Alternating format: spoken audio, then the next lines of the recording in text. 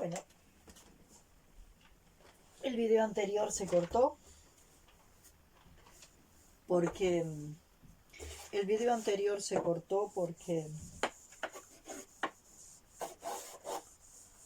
el celular se me quedó sin batería y entonces el celular se apagó y el video se cortó. Y en principio yo pensé que se habría borrado todo, pero no se había borrado. Faltó el final. Y bueno,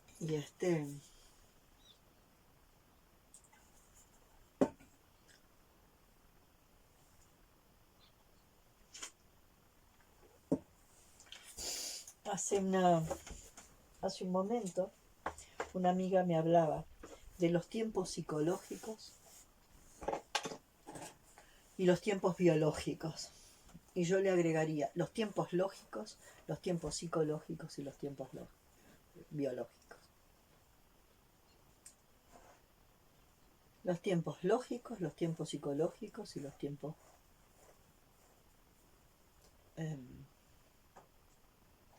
biológicos.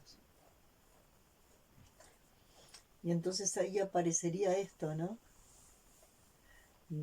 Todo el asunto de las lentitudes y las velocidades que yo de alguna forma había expuesto, ¿no? Esta amiga me contaba un caso clínico de una paciente de ella, ¿no? Ella es biodecodificadora y tiene un camino bien interesante también, inclusive por estos caminos de la lógica. Y entonces ella sí me hacía este siguiente planteo. Una persona que de alguna forma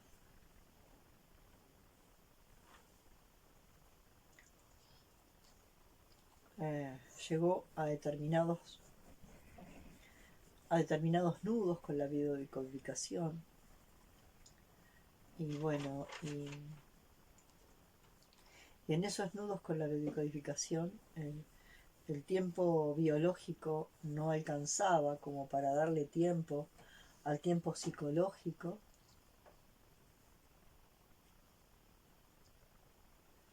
a producir una transformación, ¿no? Que el tiempo psicológico, el tiempo biológico no le permitía al organismo una espera para que el tiempo psicológico, ¿no? que vehiculizaba una nueva lógica, le permitiera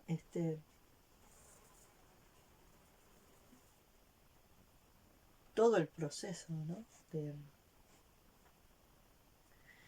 Todo el proceso de la transformación biológica. Entonces, como el tiempo biológico apretaba, la operaron.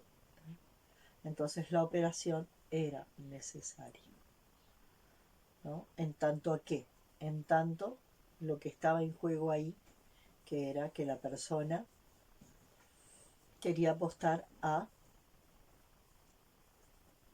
su propia vida, ¿no? Ella quería apostar a su propia vida y su vida estaba siendo para ella su prioridad. Entonces, en ese intento, ¿no? ¿De qué? De colaborar con la cicatrización,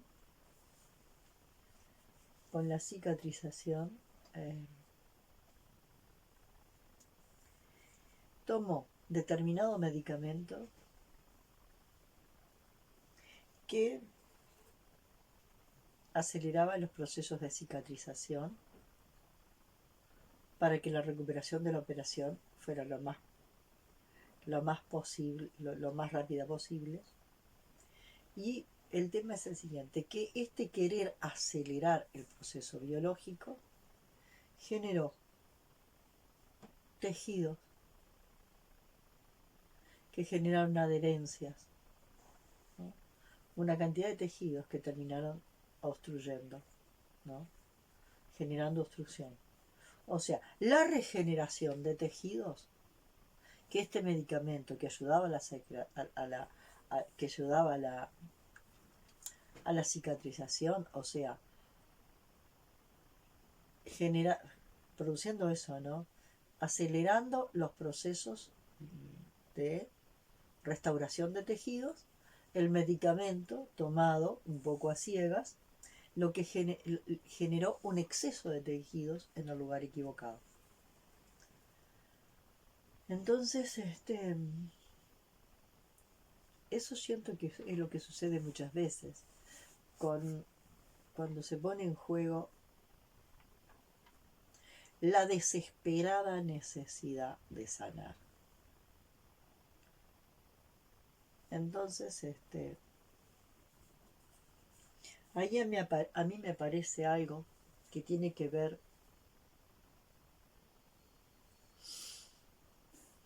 con cómo cada uno concibe la vida y cómo cada uno concibe la muerte. Hay gente que considera que la muerte de la materia es la muerte de todo y que ahí se muere todo.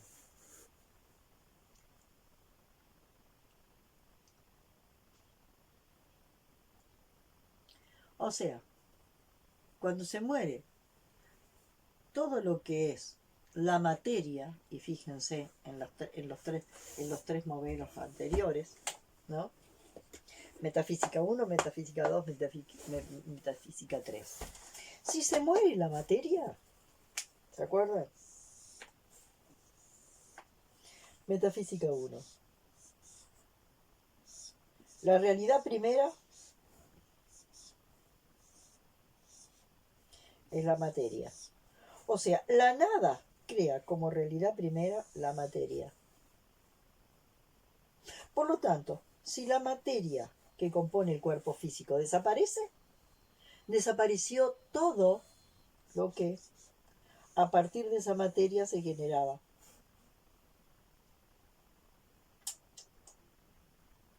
Entonces así, sin duda, se muere la materia va a la Tierra, y en la Tierra ¿qué pasa?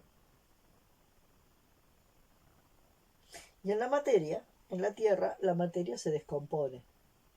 Pero entonces esta materia es solo corpúsculo. En la metafísica número 2, de la nada, nacen dos realidades.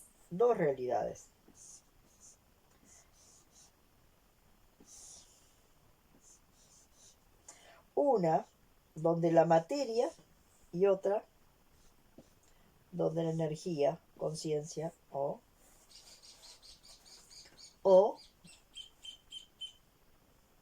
espíritu. En este caso es absolutamente claro. La materia se va hacia dónde? Hacia la Tierra. ¿Y el espíritu se va a dónde? Hacia el infinito, no se sabe dónde, ¿no? Acá se separa la materia, ¿no?, que iría hacia la Tierra, y la energía, conciencia o realidad o espíritu, se iría hacia no sé dónde. Y yo siento que hay algo que ahí no me termina de cerrar. Entonces vuelvo a esta metafísica. A la metafísica 3. Donde lo que de alguna forma crea la nada es eso. Energía, conciencia o espíritu, ¿no? ¿No? Esta energía, conciencia o espíritu empieza ¿a qué? A asumir determinados niveles de densidad. Hasta sentir, ¿no? Supongamos energía, conciencia,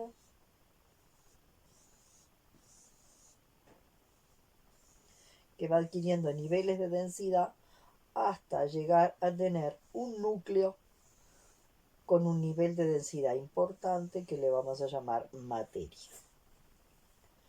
Entonces, ¿qué pasaría si este núcleo de densidad, que de alguna forma tiene una relación con esto, ¿no?, con esta chispa de luz, tiene una relación, esa materia tiene una relación con la chispa de luz o energía conciencia, ¿no? Una forma de relación que le llamamos vida, ¿no? Y que de pronto esa conexión de esta materia con esa energía conciencia, digamos que se desaparece, y esta materia, esa materia, de alguna forma fuera hacia la Tierra. ¿Esta materia va sola? O sea, ¿realmente ese quantum de materia va sola? ¿O va con algunos niveles energéticos? Y hay otros niveles energéticos, ¿no?, que quedan sueltos o liberados, ¿no? La materia densa, que se muere, pero lleva consigo algunos de estos niveles. Y hay otros de estos niveles que se liberan, que serían los niveles del alma. O sea, hay como una descomposición, donde los niveles más densos, que sería la materia, y los niveles más densos cercanos a la materia, como es lo más denso, quedaría abajo. Estos niveles estos niveles que se desconectan un poco serían más livianos. Y sí, podrían ascender. Pero podrían ascender por una sensación, por una cosa muy clara, porque lo más liviano se va hacia arriba. Pero no por una explicación mística, como aparentemente habría acá, sino que simplemente esto que es más denso, ¿no? Esto que es más denso, por su propio peso y por la fuerza de la gravedad sobre ello, ¿no?, por el peso de la acción de la gravedad sobre ello, tiende, ¿no?, a quedarse más cerca a la Tierra, ¿no? Y en cambio esto, que de alguna forma, porque tiene menos densidad, ¿no?, tendería entonces a hacer un movimiento de este tipo. Ahora, algunos de los elementos de estos, por ejemplo, que tuvieran que ver, algunas de estas capas que tuvieran que ver, por ejemplo, con emociones densas, algunas de esas capas podrían venir hacia acá y seguir también, junto con esto, un camino, ¿no?, hacia volver a dónde, hacia volver a este lugar.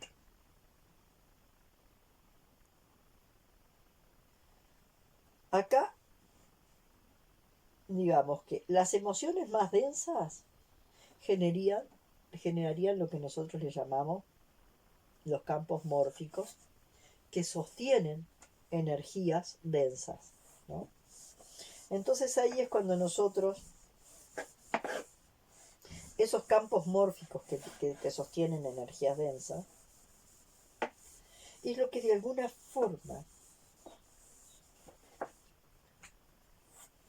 originalmente se han denominado los famosos fantasmas. Y la gente que es capaz de ver fantasmas. ¿Qué son los fantasmas? Los fantasmas, supongamos acá está la persona, el cuerpo físico de la persona.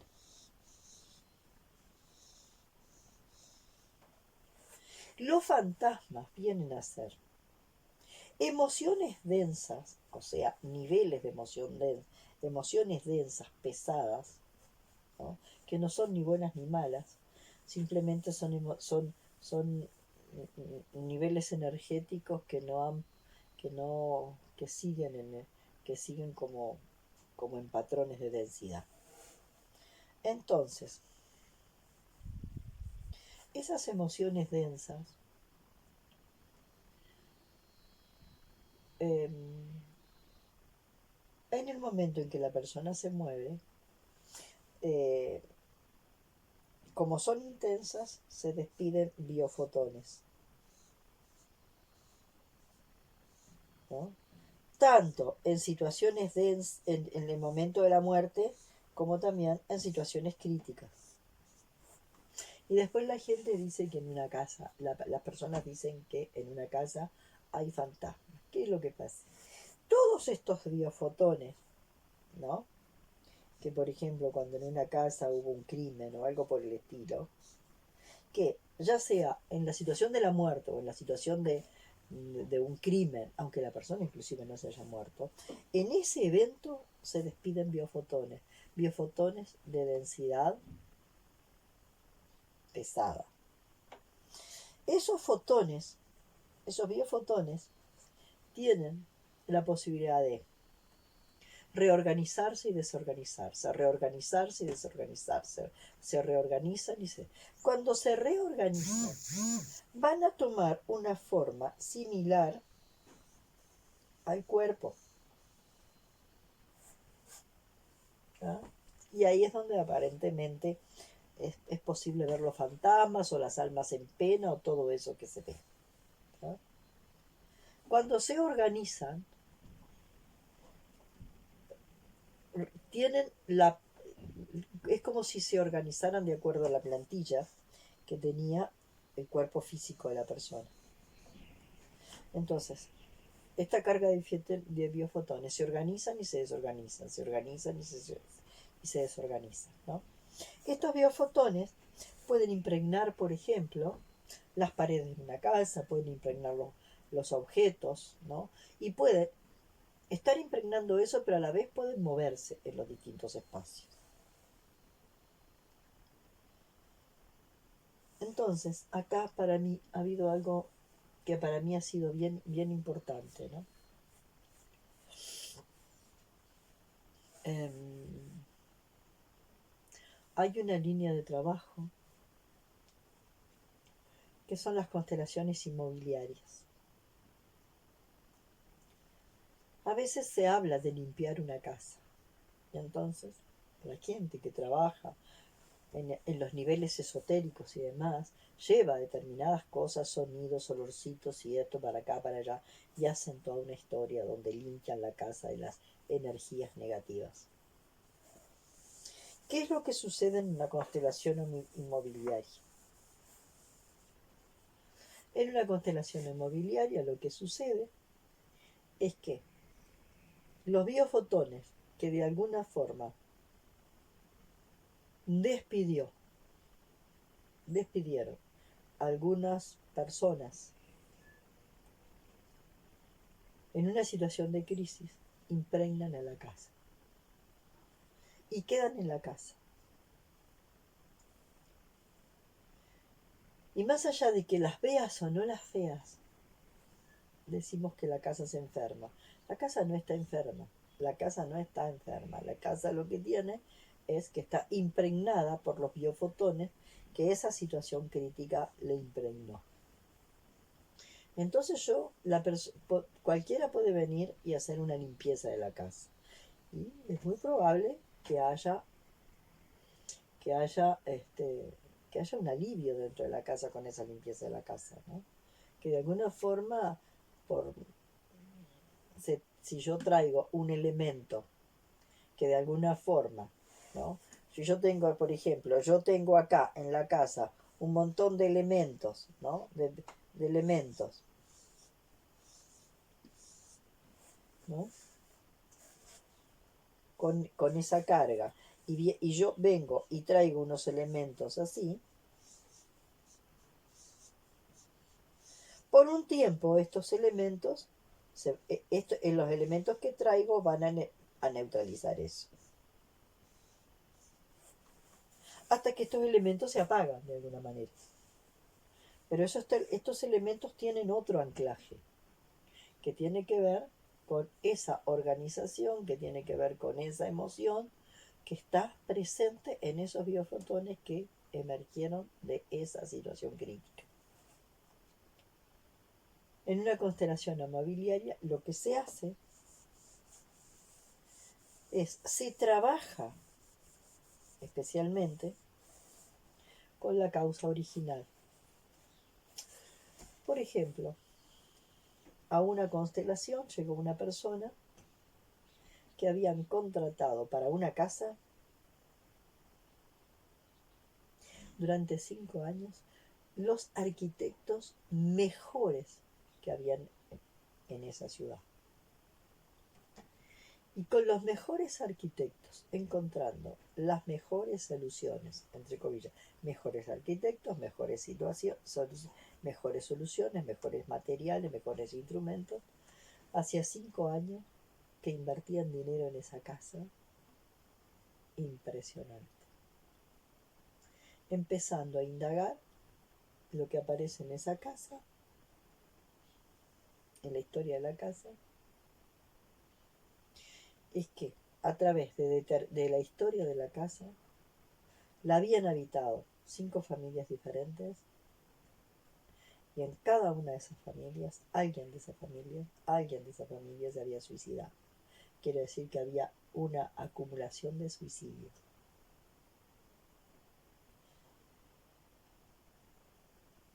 Entonces uno se piensa, bueno, ¿qué pasó?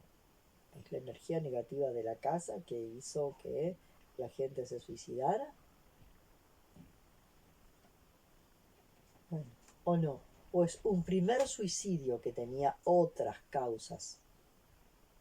Un primer suicidio que tenía otras causas que sucedió ahí, en esa casa, y que de alguna forma fue coligando a los sucesivos habitantes, ¿no?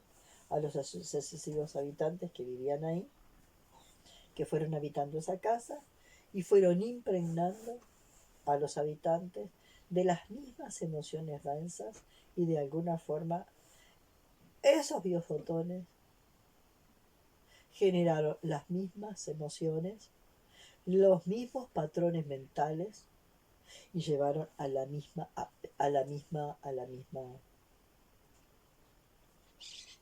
situación, ¿no? Llevaron a la misma acción.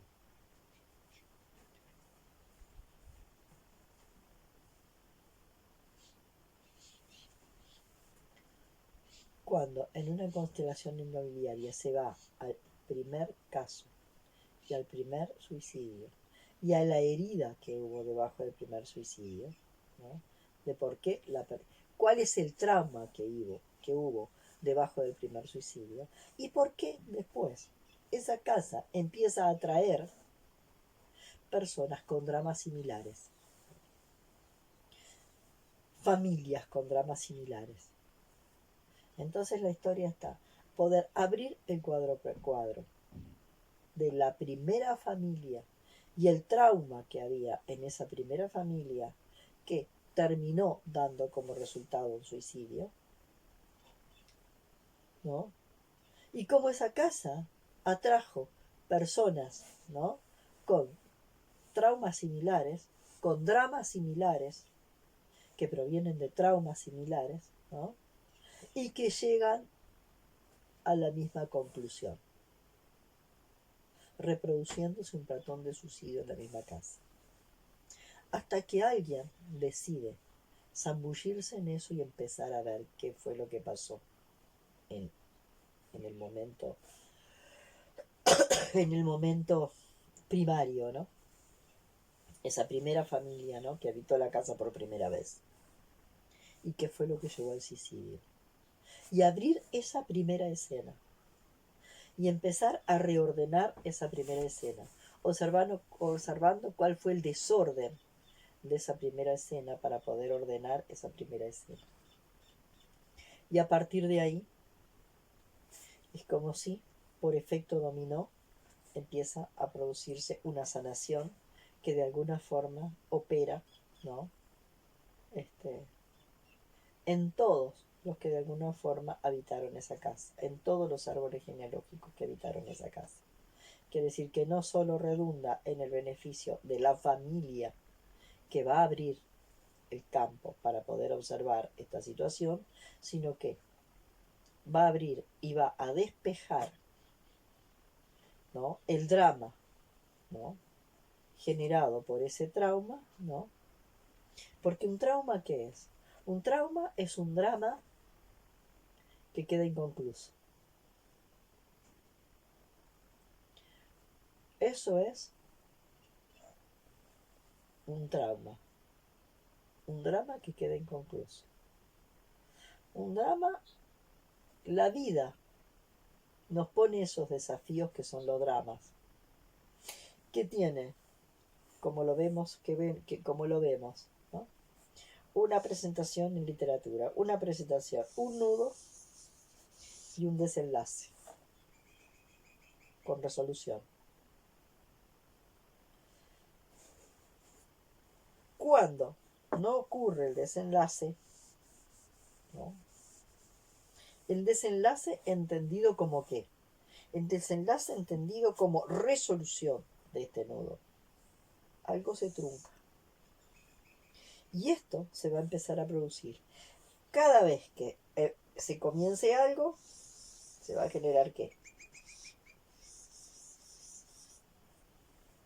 Y siempre va a haber algo que trunque y que no se pueda permitir esa resolución. ¿Qué es la resolución? La resolución es que un agujero negro se transforme en fuente de luz. Que lo que el alma o la psique percibe como un agujero negro torsione en fuente de luz. Eso que de alguna forma en alguno de los videos anteriores yo planteaba, ¿no? Que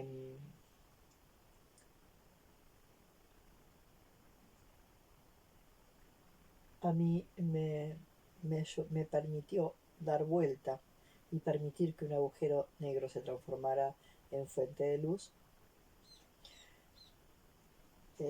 esta nueva lógica que ya estaba implícita en los caminos chamánicos, esta nueva lógica que trae Alejandra Casado y a la cual le presenta unos gráficos muy claros, pero que ya estaba implícita en los caminos chamánicos. Hay físicos cuánticos que han hecho una investigación bien interesante con los procesos de ayahuasca y los físicos cuánticos dicen, trabajaban como si conocieran la física cuántica. Los chamanes usando la ayahuasca trabajaban como si conocieran la física cuántica y la conocían, pero no con la comprensión científica.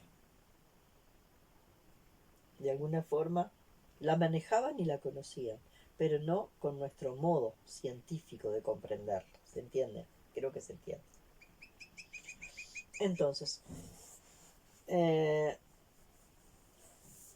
una resolución implica que un agujero negro, ¿no? Hay un desarrollo, sucede un evento dramático y este evento genera un agujero negro. Y este agujero negro, la resolución es cuando se transforma en fuente de luz. ¿Y cuándo se transforma en fuente de luz? Cuando se muestra el propósito, el para qué sucedió, ¿no? Entonces acá es presentación, nudo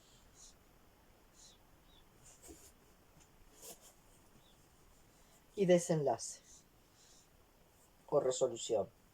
La presentación, ¿qué va a mostrar? Va a mostrar que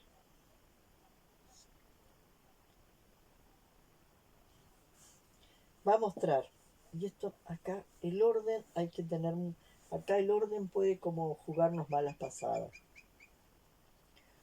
Lo primero que se va a quedar, el qué. ¿Qué es lo que se va a mostrar acá? El dónde, el escenario. El cómo se va a ir dando. El cuándo, ¿no? Esto se va presentando, ¿no? ¿Qué es presentar? El escenario, ¿no? La escenografía, ¿no? El espacio geográfico, todo eso. Y acá empieza a darse el por qué.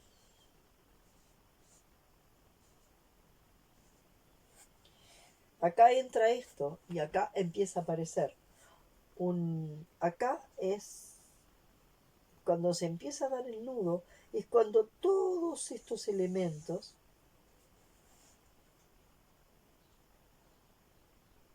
¿no?, empiezan a generar ese vórtice que de alguna forma hace presente o visibiliza algo que estaba escondido. Esto no se construye ahí, eso estaba en el inconsciente, se hace visible. Y acá es donde, cuando esto se hace visible, empieza a poder verse el porqué. Y acá es donde se da el para qué, ¿no? Acá es donde se da el para qué, donde se muestra el para qué. Por ejemplo,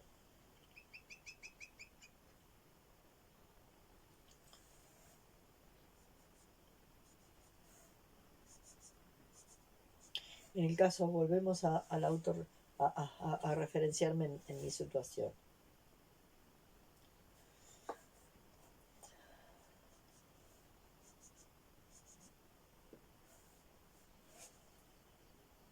Por algún motivo se da un montón de circunstancias por las cuales yo tengo un bebé a cráneo. Y ahí empieza a visibilizarse un nudo que había quedado escondido, totalmente escondido. Con mi bebé a cráneo se empieza a visibilizar un nudo que estaba escondido y se empieza a traer. El qué actual, el qué actual es esto, un bebé a cráneo. El cómo ¿Cómo se generó ese germen? ¿Cómo se produjo eso? Bueno, el cómo fue a través de una cantidad de científicos que trataron una papa con radioactividad, que esa papa con radioactividad la comí yo y eso generó...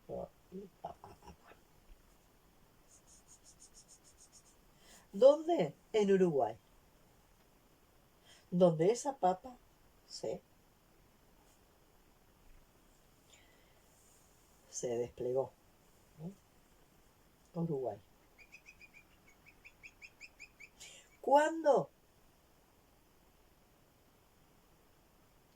En determinado año, que no es casual.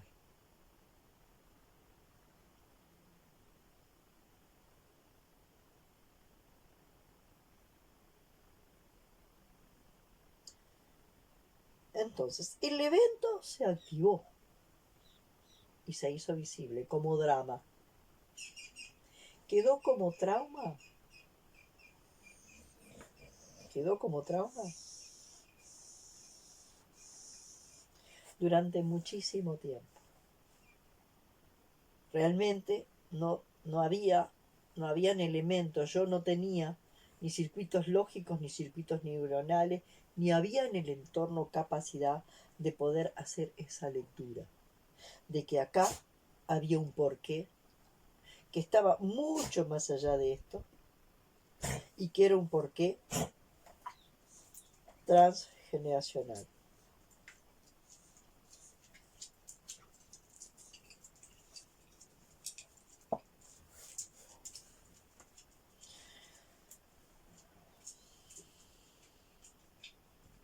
Después de mucho tiempo,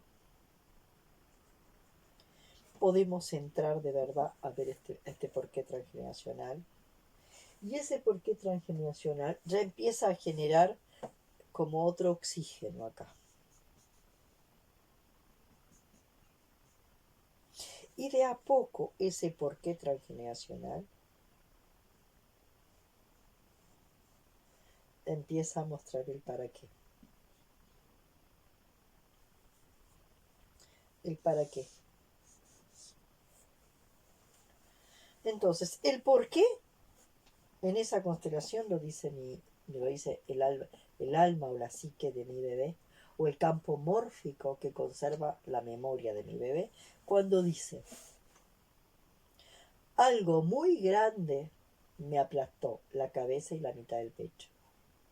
Era una memoria que mi hijo portaba, pero era una memoria que venía de dónde, de mucho más atrás. Se generó todo un escenario actual que permitía que esto, historia transgeneracional, se hiciera visible. Y se viera este porqué. El porqué estaba acá. Y desde este tiempo, mi familia estaba con un patrón, como yo les decía, un patrón energético, donde había una parte interna en una ansiedad constante, pero una ansiedad constante que generaba internamente una inquietud, una desesperación y sin embargo una paralización hacia el momental. Una desesperación, una ansiedad interna, una inquietud, una desesperación interna profundísima y sin embargo una parálisis en cuanto al funcionar afuera. Cuando esto se empieza a develar es cuando mi hijo en esa constelación, después que eso se empieza a resolver, mi hijo en esa constelación se ofrece como observador para que yo vea del otro lado. Entonces ahí es donde empieza a aparecer esto. ¿Cuál es el otro lado? ¿Cuáles son los otros lados? ¿Cuál es el otro lado? ¿Cuántos otros lados hay? Y ahí hay una gran pregunta. ¿Cuántos otros lados hay? Porque digamos,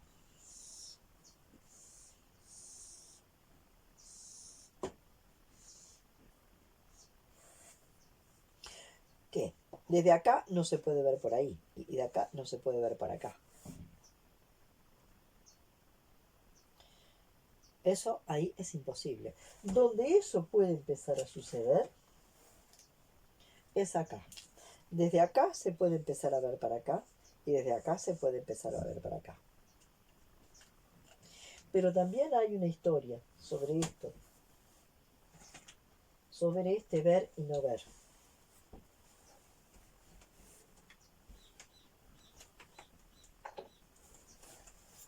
Digamos que hay quienes tienen mucha madurez concreta que solo ven acá, que no pueden mirar hacia dónde, no pueden mirar hacia arriba. Arriba no hay nada. El mundo para ellos es como, es ese. Arriba del cuarto plano no existe nada. Pero hay algunos que no, que saben que esto existe, pero no pueden bajar y vivir ahí, ¿no? Entonces fíjense, ¿no? Alguien que no puede bajar, era como veíamos en el caso que yo les conté de la persona que iba a ser autista. Esa persona, o personas con elementos Asperger, ¿cómo les cuesta a las personas que están acá bajar? Y algunos no bajan, son autistas toda la vida. Y van a ser autistas toda la vida, o van a vivir con trastornos Asperger toda la vida.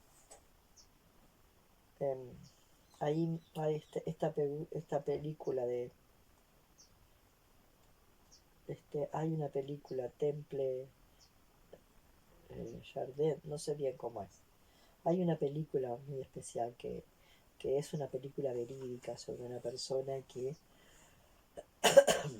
tiene, que muestra muy claramente los elementos Asperger. Claudio Naranjo habla de haber sido Asperger hasta los 37 años. Y doy fe de haber tenido elementos Asperger, y algunos todavía tengo, ¿no? De todo lo difícil que ha sido empezar a ver. Entonces, este de acá no puede ver para acá. Este de acá no puede ver por acá. La mirada mutua empieza a ser posible acá. cómo le cuesta a este mirar para acá, este mundo no existe, y cómo le cuesta a este poder comprender, porque verlo lo ve, pero comprender este mundo. Entonces, bueno, ¿cómo es encontrar la posibilidad de vernos? ¿No? ¿Y cómo es eso, de ver para el otro lado? ¿Cómo es ver de aquí para acá y de aquí para acá? ¿Cómo es ver de aquí para acá y de aquí para acá? ¿Cómo es poder encontrar la posibilidad de ver los paquetes de observadores y dónde están esos grandes paquetes de observadores que además se subdividen en otros paquetes, ¿no? Y cuando planteo esto me quedan mucho más preguntas que respuestas. Y me parece que la gran mayoría nos quedan mucho más preguntas que respuestas. Así como en el video anterior yo les planteaba, ¿no? En el video anterior yo les planteaba, ¿no? De poder ver la Tierra, y la Tierra creó la vida, creó las distintas formas de vida, ¿no? La Tierra fue creando formas de vida y creó una forma de vida que va a atentar contra todas estas formas de vida que creó antes.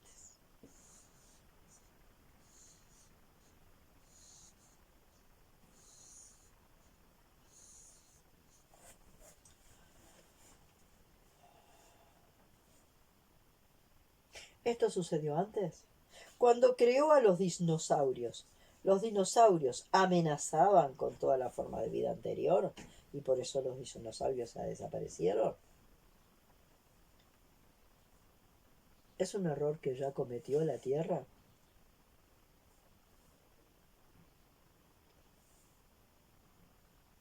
El humano es un error que cometió la Tierra y es un error que tiene que hacer desaparecer. El humano puede, el humano tiene permiso desde la Tierra para conectarse y, y, y, y, y, y, y, y tiene chance. El humano tiene chance de la posibilidad de resetearse para tener que dejar desaparecer como desaparecieron los dinosaurios. Yo en este momento estoy teniendo mucho más preguntas, pero mucho más preguntas que respuestas, muchísimo más preguntas que respuestas. Entonces, cuando aparecen estos momentos, ¿no? Donde uno tiene mucho más preguntas que respuestas, es un tiempo donde uno siente que por esos lugares donde aparecen tanta cantidad de preguntas, uno tiene que hacer un alto y empezar a ver y empezar a ver y quizás esperar que esas preguntas se reformulen de otra manera o esperar que la respuesta madure. No lo sé. Entonces, hoy, como para terminar el día,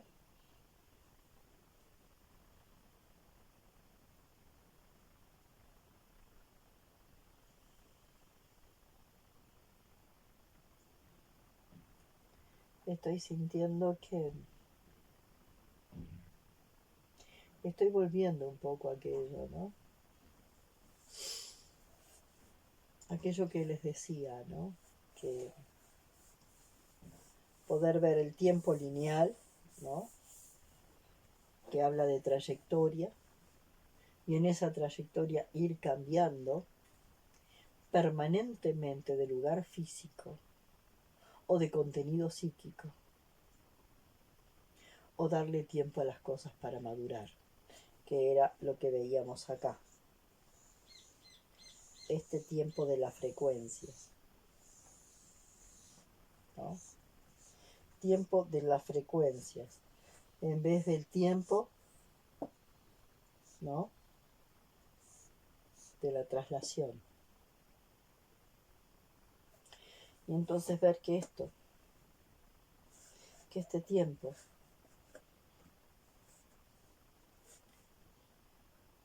no se puede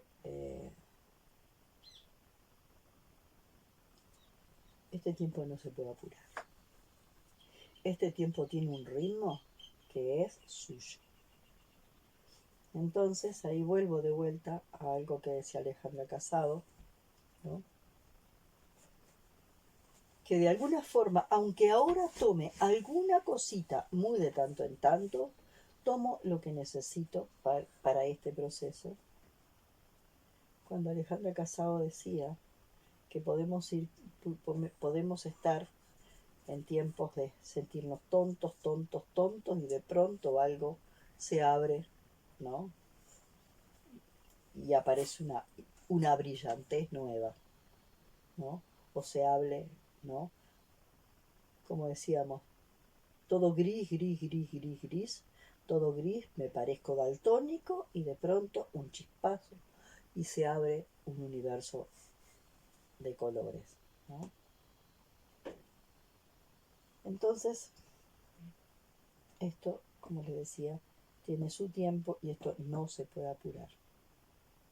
Lo único que uno puede es facilitar el proceso. Pero facilitar el proceso permitiéndole que suceda y no obstaculizándolo. Que es diferente a eso de apurar el proceso, ¿no? De querer apurar el proceso, ¿no? Apurar el proceso con lo que sea. Este proceso no se puede apurar. El apuro aparece acá. ¿No? El apuro aparece acá. Y entonces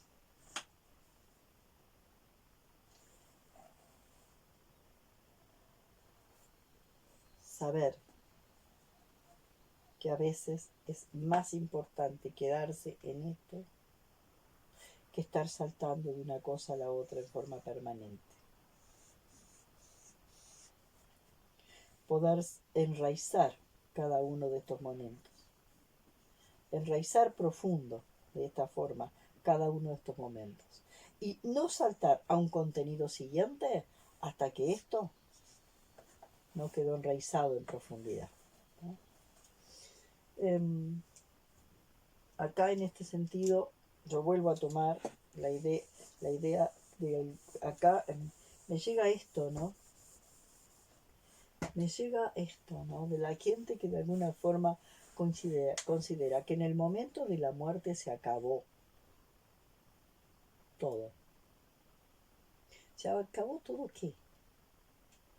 Y entonces hay gente que sigue buscando la fuente de la vida eterna en un agua de un manantial de no sé dónde, pero ahora están buscando la vida eterna o la inmortalidad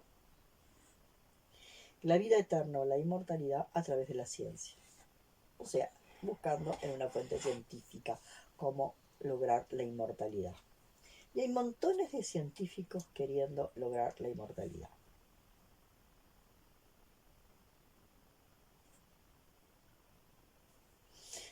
Si todos los seres humanos que vamos a estar vivos en el momento en que se descubra científicamente esa medicina, ¿no? Que la va a buscar la ciencia y la va a encontrar la ciencia, para que nos volvamos inmortales. Entonces, si todos los vivos nos vamos a volver inmortales y vamos a tomar esa medicina, no van a ser nadie más. Si ya con los que estamos naciendo el planeta está absolutamente saturado de gente, entonces nos vamos a permitir la maravilla de lo que cada etapa de la vida nos muestra.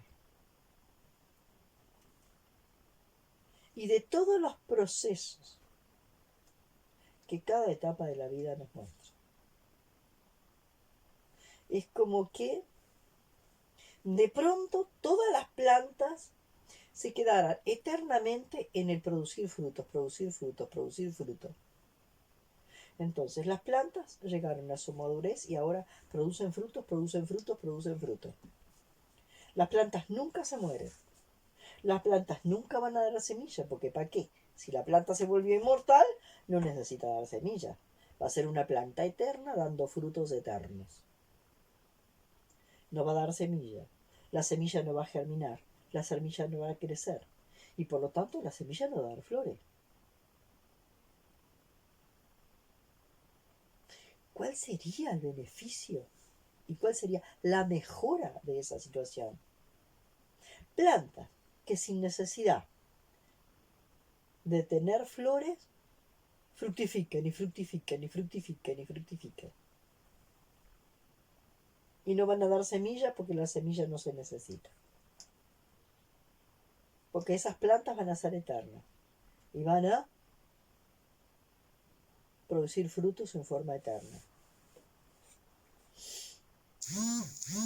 A veces hay cosas que se presentan y ideas sobre los que la gente se alinea y sigan y siguen y siguen, y la verdad yo hay veces que me quedo como un estado, no entiendo qué lógica están usando para seguir creyendo que vamos a llegar a la inmortalidad y que es importantísimo que todos los seres humanos sean inmortales. Porque lo que importa es mi vida, no la vida, mi vida. Entonces me acuerdo mucho de una película muy interesante para mí, muy interesante, donde un montón de gente, ¿no?, en un planeta determinado, había logrado esa inmortalidad. Entonces, al ser inmortales, eran eternos. Entonces viene a ese planeta alguien que viene de otro planeta donde la inmortalidad todavía no existía. Entonces llega y ve que todas las personas en ese planeta estaban como en estados catatónicos. Caminaba por ahí porque la inmortalidad era solo para los humanos. El resto de los animales, las plantas y demás seguían su ciclo vital en forma natural. Los únicos que habían la inmortalidad se había logrado solo para los humanos, y solo los humanos habían tomado esa medicina que los había vuelto inmortales. Así que a través de ellos se subían ardillas, esto, lo otro, bajaban, iba acá, pa. Pero ellos estaban en un estado así, catatónico, eran como estatuas. Esta persona vino y toqueteó a uno y a otro y a otro y a otro, no se movía. Eran como los mimos, las estatuas esas. No había monedita que le pusieras en la gorrita para que los hiciera moverse. Nada. Hasta que por algún motivo, uno respiró y como que retomó el movimiento de vida.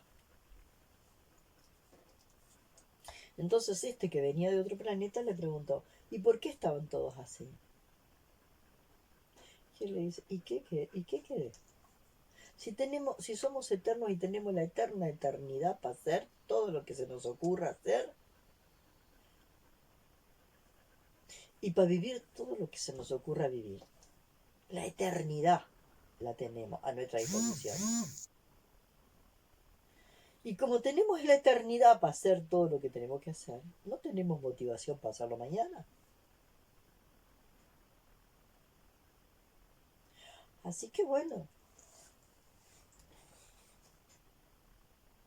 no tenemos apuro. Entonces ahí está la historia de cómo la frontera o el límite o la finitud está al servicio del aprovechamiento en todos los sentidos.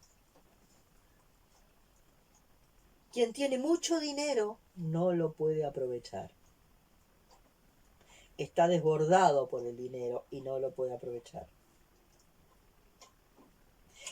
En este caso tenían la vida eterna y no podían aprovechar el instante. No había sentido aprovechar el instante. Porque ahí está la historia del gran exceso, del exceso y de lo ilimitado. Entonces ahí aparece esta necesidad de lo finito que le da lugar a lo infinito, ¿no? Entonces, una vida, ¿no? Una vida que tiene principio y que tiene fin, me permite ¿qué? Me permite explorar más cuadros y más cuadros y más cuadros y más cuadros y más cuadros. Y entonces, aunque parezca mentira, acá está todo lo infinito. Y acá te puede llegar a estar todo lo infinito. Y podemos seguir viendo todo lo infinito a lo que podemos llegar. A todas las profundidades a las que podemos llegar y a las alturas a que podemos llegar. Porque tenemos un principio y un fin de nuestra vida. Si de alguna forma este principio y este fin no estuviera,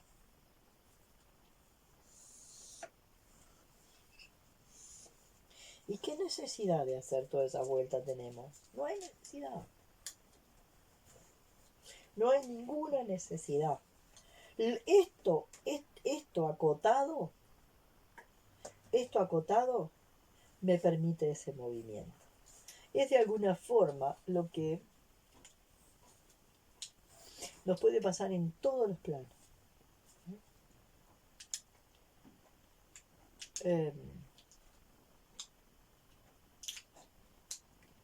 Cuando de alguna forma alguien se satura, ¿no? O cuando saturamos a un niño con juguetes.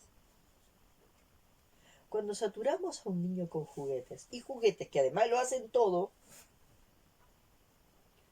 la capacidad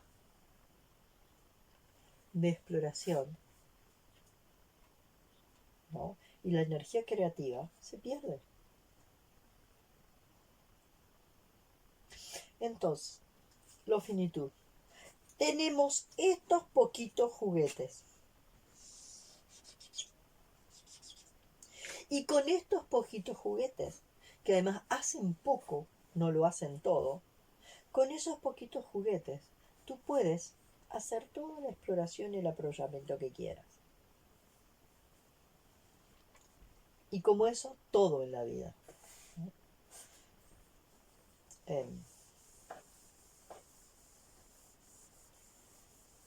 Entonces,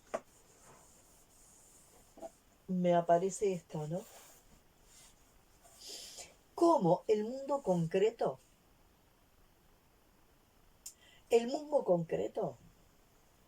nos da un marco. El mundo concreto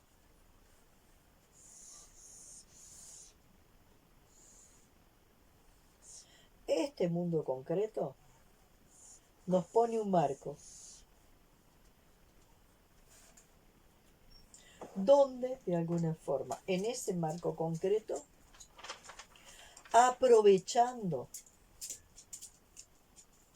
lo que ese marco concreto nos ofrece, podemos generar una enorme cantidad de procesos. Pero si yo no tengo ese marco concreto, esos procesos no van a ser posibles. Entonces, la necesidad de lo concreto que permita esta maravilla del procesar, ¿no? La maravilla del procesar. Esto también me trae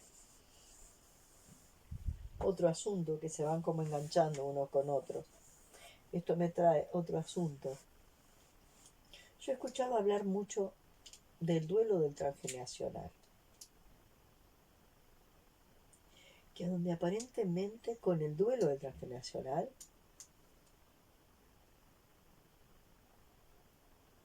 cerraríamos la posibilidad de que lo transgeneracional se nos presente. Yo lo que siento que podemos hacer es resignificar lo transgeneracional.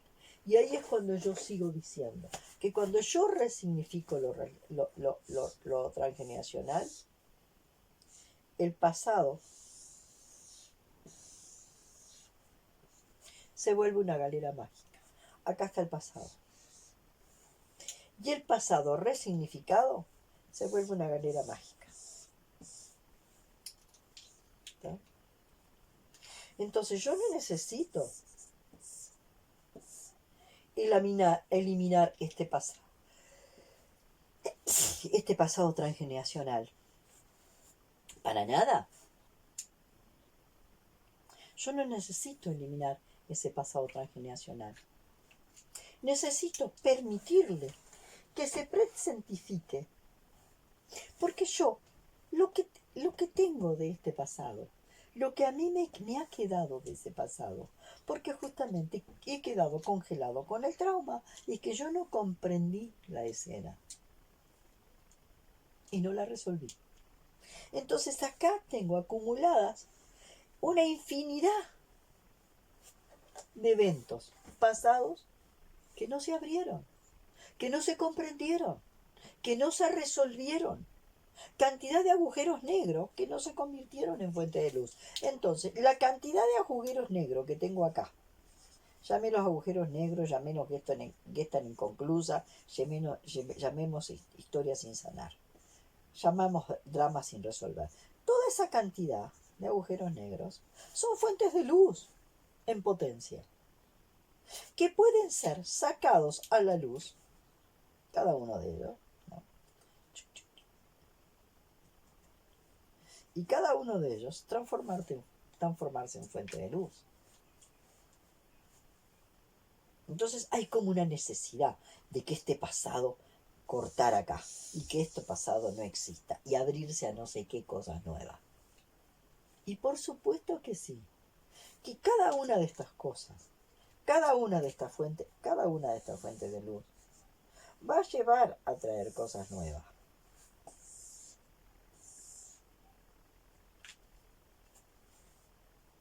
Porque es como automático. Estas historias se convierten en fuentes de luz que abren y reciben más. Y entonces esto se abre y recibe y recibe.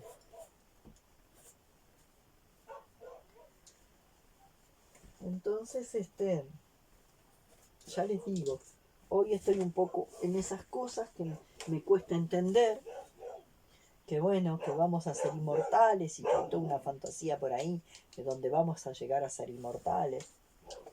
Por otro lado también, hay gente que de alguna forma a nivel de la abundancia quiere más y más y más.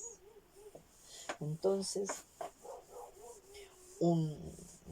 la fuente de la abundancia que quiere más y más y más. ¿Y qué hago con más? ¿Qué hago con más? Con más dinero, con más cosas materiales, con más. Donde entonces ahí me aparece un grafiti que me pareció sumamente interesante. ¿Para qué quiero la inmortalidad si no sé qué hacer en una tarde de lluvia? Yo quiero que, la sensación que yo tengo, que cuando viene esa ansiedad de más y más y más, debajo de esa ansiedad de más, hay una carencia que esa ansiedad o ese hambre de más intenta tapar. Y que no nos permite aprovechar lo finito o lo que tenemos. Esto que tengo hoy. Entonces, cuando yo puedo llegar a aceptar que el presente lo tiene todo, que de verdad el presente lo tiene todo, que al presente no le sobra nada ni le falta nada, ¿para qué? Para expandir conciencia. Entonces ese hambre de más no tiene sentido. El hambre de más esconde para mí una carencia, ya sea hambre de más vida, hambre de más dinero, hambre de más viajes, hambre de más cosas, hambre de más amigos, hambre de más. Ese hambre de más para mí encierra una carencia que aún no ha sido vista, ¿no? Porque vuelvo de vuelta a esto. el presente lo tiene todo. ¿Para qué? Para expandir conciencia. Al presente no le falta ni le sobra nada. Si yo asumo estar en este presente y aprovechar este presente para estar en este presente con lo que es y aprovechar lo que es para expandir conciencia. Nada más. Bueno, hoy es un día donde siento que dejo mucho más preguntas que respuestas, porque inclusive hasta esto que presento como respuesta, siento que tiene una preguntita que está a punto de mostrarse, ¿no? Entonces, a partir de... Por eso este video, esta grabación, siento que es diferente a las demás, porque en este momento y durante la grabación de este video me he sentido diferente y me he sentido en una situación en un instante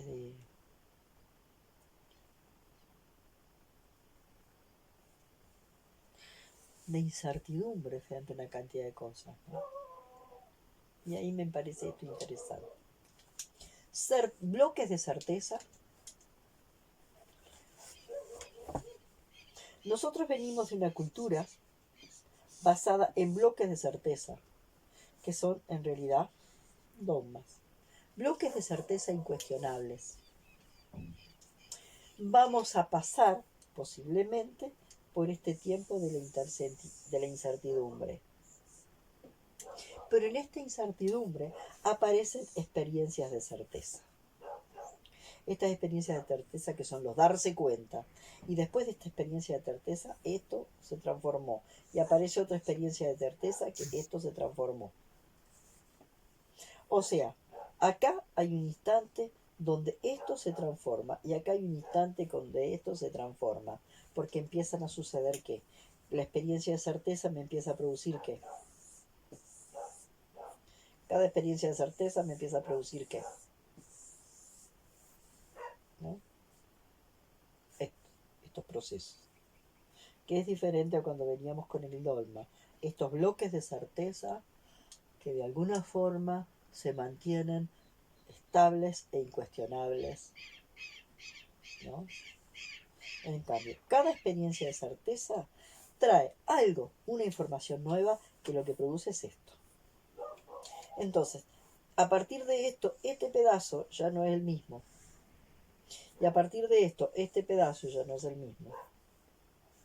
Bloques de certeza, incertidumbre y experiencia de certeza.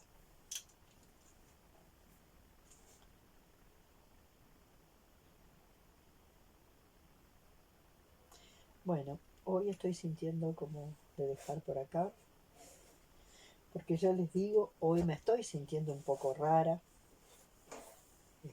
y de amigarme profundamente con la rareza, ¿no?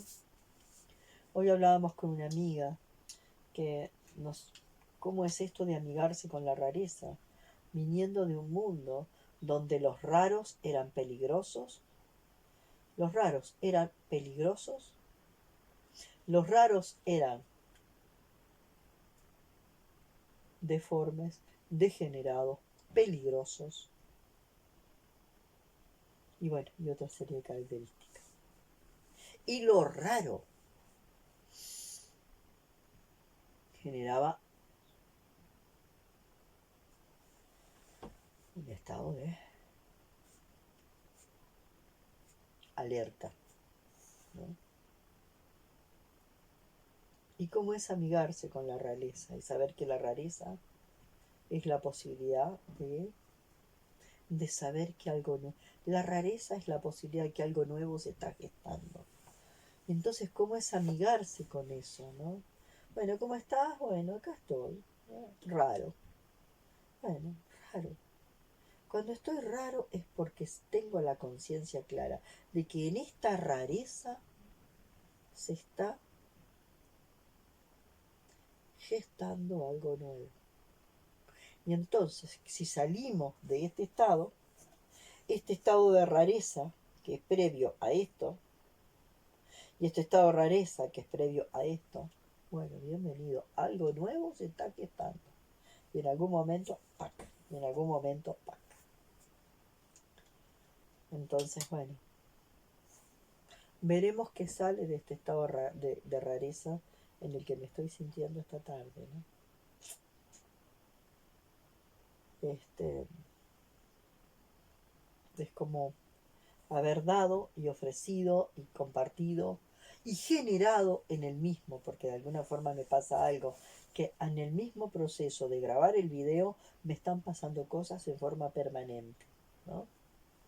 Quiere decir que en primer lugar los grabo para mí, en segundo lugar los grabo como para abrir un campo para las personas con las que trabajo, y en tercer lugar los grabo para todos los que lo puedan o quieran ver, ¿tá?